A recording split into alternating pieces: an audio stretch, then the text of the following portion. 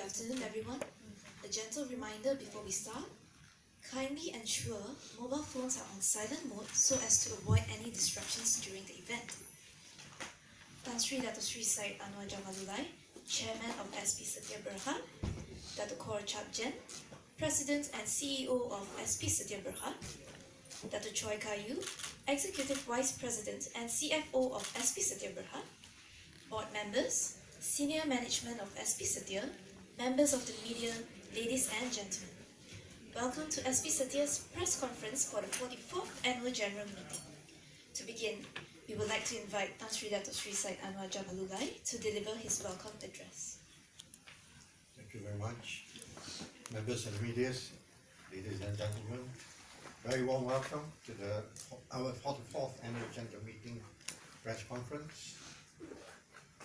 SP Setia has seen another year of notable performance. Despite a subdued property market, Setia surpassed its sales target for 2018. This is made possible by our strategic marketing and sales efforts in launching the project campaigns and following through with excellent customer service. We are committed to sustaining our growth and driving greater value creation for our stakeholders. We do that by focusing on what we do best, pioneering innovations and changes within the industry by conceptualizing products that meet the market demand. In a few minutes, President and CEO Dr. Kor Chap Jen will share more with you. There will also be an update on our first quarter results for 2019, which was released just last week. I'm confident that Team Setia will continue to stay committed and strive to navigate through any challenges that may come our way by capitalizing on our strengths. It is our key responsibility to uphold the trust placed in us by our stakeholders to produce better results and achieve our deliverables accordingly. As our brand mantra goes, stay together, stay Setia. Our collective commitment to quality and growth will provide a solid foundation for the creation of value in the long run. I would like to express my gratitude to my fellow board members, as well as the leadership team and the rest of Team Setia, shareholders, members of the media, for your steadfast support over the past year. Thank you very much, Dato.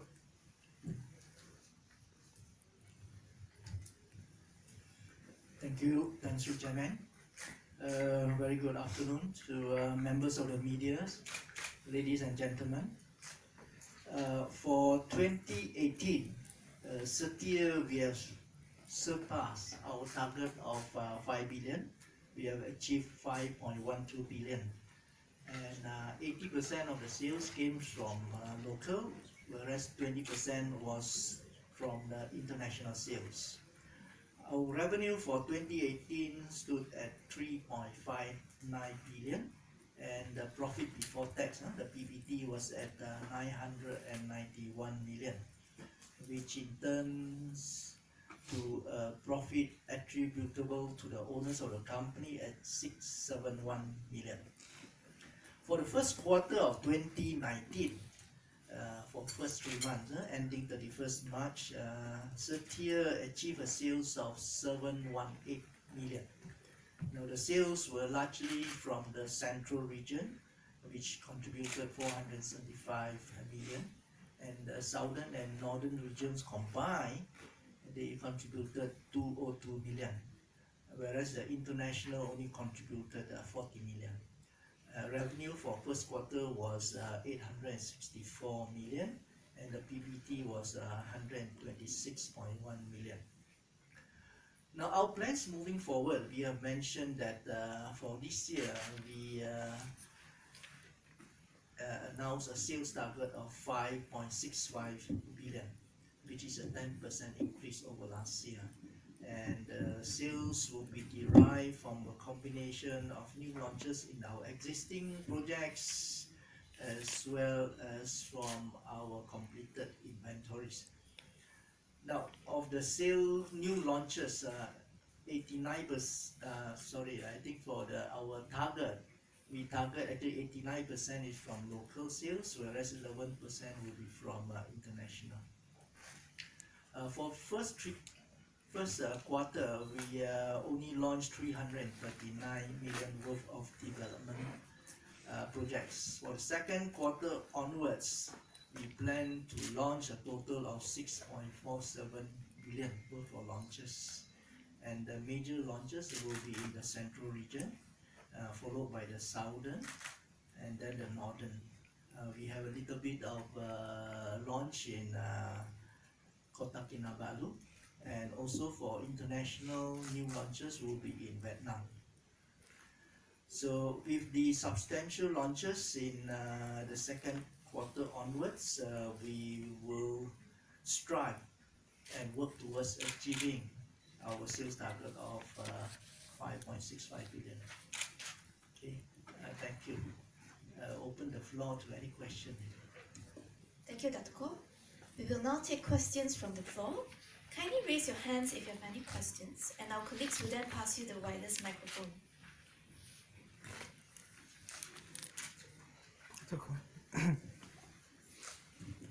Hello, Dr. Koh. Good afternoon. Hafiz from Property Insight. My question is more on the market overhangs right now, as we noticed. How will this impact your sales forecast, or does it have any impact at all? Are you still confident in selling 5.65 billion worth? Yeah, market overhang now, as far as the year is concerned, our market overhang is less than 30% of our annual sales achieved. Okay, so it's manageable. We have plans actually how we want to manage our this overhang, the unsold stock. In fact, we have reduced already. Previous one was 1.6 billion. We have managed to reduce it to 1.4. This is on top of us launching and achieving our sales target.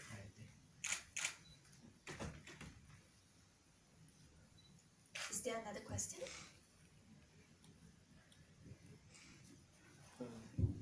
Presents a timeline for your stocks that you all hang from 1.4 billion as at when is it, and 1.6 billion is as at when? Thanks. I think over a period of over less than 6 months, we have managed to reduce that. And we, of course, will continue to take steps to reduce that. Our this unsold stock actually is concentrated on 5 main projects, 3 of which are in Johor, 1 is in Penang, and 1 actually is in central region. Now the one in Johor, of course, we are coming up with plans on repackaging the thing and bringing in a service operator and what you call relaunching it as an investment-based product. Okay, whereas for the one in Penang, actually the balance of it actually are the larger units. So we are targeting sales overseas. These are for large apartments, more than 3 million. This is a balance, whereas the smaller one are also loud. The central? Central, we have a project in Alam Impian. Initially, we had some issue with some of the soil settlement issues. So I think we are holding back the thing. So I think that problem has now been resolved. It is long time ago. I think it is stabilized slowly. We have done all the repairs and now we are putting out in the market. So we don't think there is a problem because those are landed units. Once you price it right, it's in a mature location. We hold it back as inventory because we don't think, we want to make sure that all the problems are resolved first.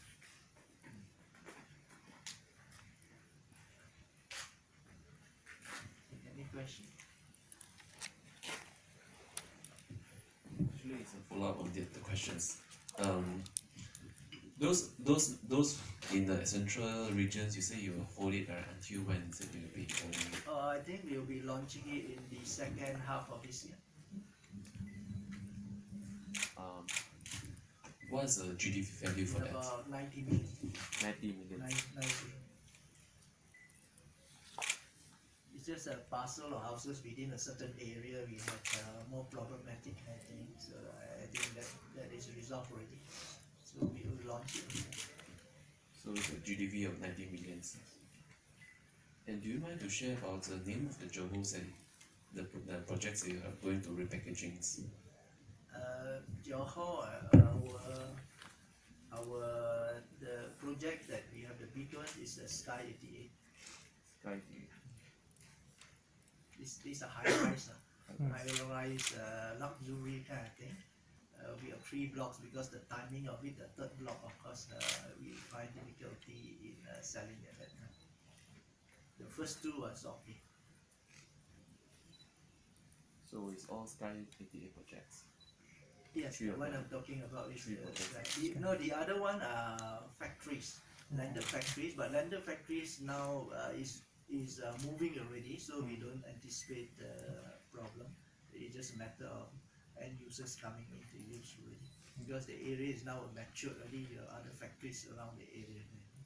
Okay. It's growing lah, okay, but not like fast. Not like short fast. grow lah. One month maybe 1-2 unit, 1-2 unit. These are factory units which are quite, and end users will only come in. Speculators will buy. So one is high-rise projects and the other 2 are the landed factories projects. One is landed factory, and another one is landed also, landed units kind of thing. And landed units kind of thing, what we are going to do is to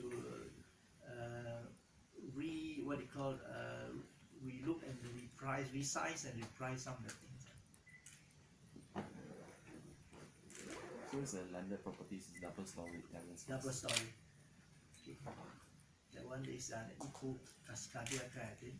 Because at that time, everybody was going for high-end Yeah. kind of thing.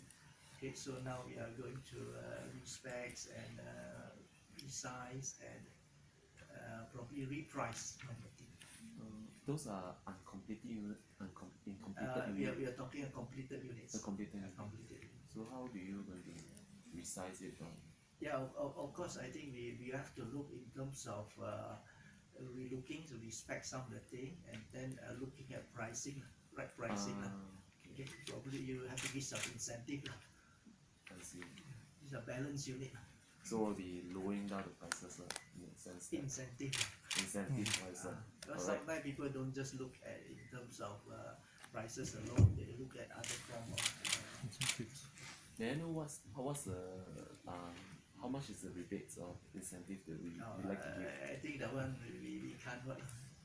Every individual have different needs. Some I think they have prefer what you call bigger lump sum. They pay you cash. Some prefer a staggered payment. I think they don't mind the price. Thanks. Dr. Ali from NST. P Setia has got a huge land bank, over 9,000 hectares, and with a GDP of 145.9 billion. So how long do you think the company able to use all of this land bank for property development amid the rising concern about those property buyers are not able to get loan from the banks? Well, that's a tough question. Okay, but I think in when we are in township development, there will be up and down cycles. Definitely, there's no such thing as township where you have over 15 to 20 period. It's all up cycle kind of thing. So quite difficult to answer your question. But during good times like typically like one project itself, we can use up to 300 acres per year. Kind of thing. So of course during slow time, it will be only 30 acres in a year kind of thing. Right? So I think averaging kind of thing. But if you average, say our GDP now is about 140 over billion. If our sales target is about 6 billion a year kind of thing, then you can just divide and can roughly get how long it will last us. Hi, Dr. CJ. Natalie from H Prop. I just want to ask Dato, so for first Q, right, you've achieved about 718 million of sales. So can we say that moving forward, you're also on track to reach the 5.65 million sales? And then also maybe you have any projects under the HOC campaign that you think will contribute also to the sales target that you have set this year? Thank you. Okay, the thanks, Natalie. The 718 million is of course lower than expected. Even typically the first quarter is always slow. Even say that actually this 718 is slower than what we expected, especially when we target 5.65. But what is encouraging in the pipeline, that means those people actually who have booked is over 700 million. Which means that if you add up, is 1.4 billion. But this 700 million, of course, now people are cautious. They would not sign until they get a confirmation they get a loan. Okay. So going forward, kind of thing, of course, we will still work towards the 5.65. If we get 1.4 for first quarter, then I think we are on track. Okay, so we will know, have a clearer picture second half. Dr. Koh, may I know the land bank breakdown of which countries have got the land bank in this country, particularly which region, northern, southern, or central? In terms of Land bank. land bank in Malaysia, Yeah. I think the list we can give you the list of the land bank. I think, but most of it will be in central. Most of it in central, followed by this Johor. This the two major place where we have the land bank. This up north we have only one big one, which is a Setia Fontaine, which we have just launched the shops. There's 1,635 acres, and on Penang Island we have maybe about 30 plus acres. In overseas market. Overseas, our biggest one is in Vietnam. In Vietnam, we have about close to still about 500 acres, but that is a joint venture. Joint venture with a state-owned agency. Okay. Then, in terms of Battersea, of course, Battersea is about 40 acres, London, and in this Australia is just pockets.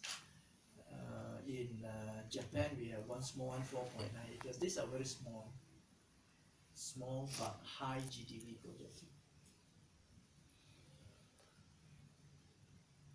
Perhaps one last question before we end the Q&A session.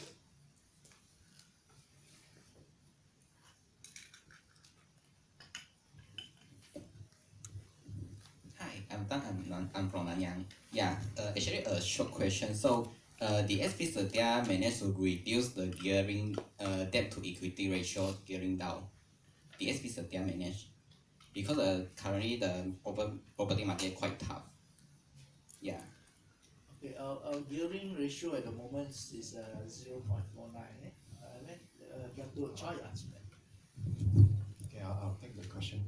At the moment, at year end is 0.49. Right. So what happened is that the gearing creep up a little bit, after we acquire land bank. The last couple of years we have been expanding. We went on a plan to expand the land bank.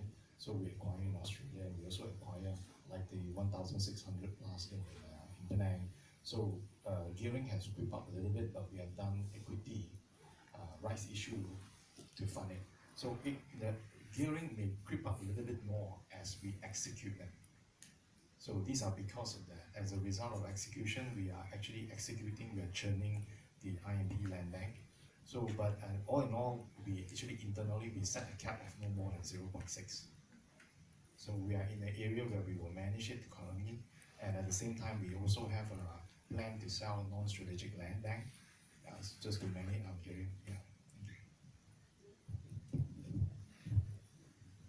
But at 0.49 is actually not unusual. It's a normal gearing ratio for building up. Dr. Koh, would there be any potential new land bank are you planning to acquire? Well, right, you rightly point out we have now about 9,400 acres kind of thing, and it can last us in a good many years. But as a property developer, we definitely always look out for opportunities buy. We don't close our door kind of thing because land is our raw material. So never say no. Are there any more questions from the floor? Dr. CJ, could you update us with the unbilled sales? Your unbilled sales been for fourth Q last year been 12.32 billion and for the first Q 10.95. How about in the month of April? April figure. As in March, we just made announcement, for the first Q. It was about 10 billion, 10 plus billion. Reason is because a significant there because the Battersea. So 12 billion at year end, quite a big chunk is because of Battersea unbilled sales, the power station commercial that we sold. So we had some billings there in the first quarter. So it's 10 billion.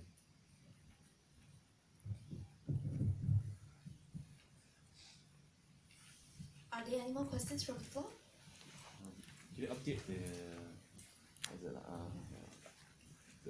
new launches you plan for this year? Does it still remain 6.8 for the FY19? Yes, at the moment it still remains 6.8. I think we have only launched 339 million. Okay? That take into consideration first quarter is very slow, so we launch lesser kind of thing. But the second half we intend to ramp it up. The second Q, are you planning to launch 6.47 billion launching? Second Q or second half? Sorry. No, from now onwards. Yeah. From now onwards until the end of the year. 6.4. Is your what can you explain on why your net profit is keep in the downtrend despite your sales of properties? I think property sales and revenue is different. I think in property kind of thing. Yes. And from revenue, that's where you get the profit. Now, we have been used to Malaysia, where actually when we sell, and then as you build progressively. But when we go overseas, it's under the build and sell concept. So when we sell, of course, we announce a sale, but we cannot build. The billing will come only upon completion. So it's always a lumpy thing. So now because we have big contribution from Australia, from London kind of thing, so the whole thing becomes erratic kind of thing. So while we have good sale, let's say Battersea or even Sapphire, we almost 95%, there is no profit, there is no revenue because we have to wait until completion. So hopefully then that will answer your question why the thing is like that. And suddenly when the thing completed, zoop, you can see the thing go higher. Alright, that marks the end of our Q&A session. Before the press conference ends, could we please ask Tan Sri Chairman, Dato' Koh, Dato' Wong and Dato' Choi to remain up front for a group photo.